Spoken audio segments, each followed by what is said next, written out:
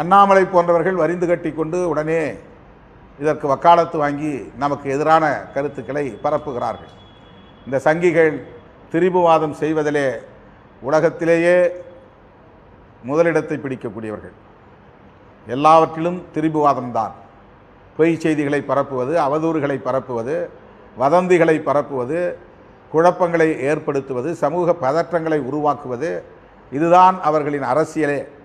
அப்படித்தான் இந்த விவகாரத்திலும்.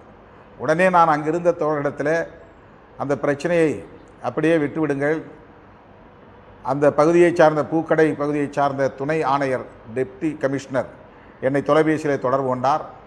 விடுதலை சிறுத்தைகள் இங்கே சில பேர் சாலை மறியலில் ஈடுபடுகிறார்கள், அவர்களிடத்தில் நீங்கள் எடுத்துச் சொல்லுங்கள் என்று கேட்டுக்கொண்டார். உடனே நான் வழக்குரைஞர் ரஜினிகாந்த் அவர்களை தொடர்பு கொண்டு பேசி, அந்த தம்பி எந்த நோக்கத்திலே வந்து பிரச்சனை செய்தாலும் பரவாயில்லை, அதை விட்டு விடுங்கள், பிரச்சனையை பெருசாக்க வேண்டாம், அவர் என்ன நோக்கத்தில் செய்தாலும் அது அவருக்கு உரியது, அதை நாம் பொருட்படுத்த வேண்டாம் என்று சொல்லி அவர்கள் அங்கிருந்து நம்முடைய தோழர்கள் கலைந்து விட்டார்கள்.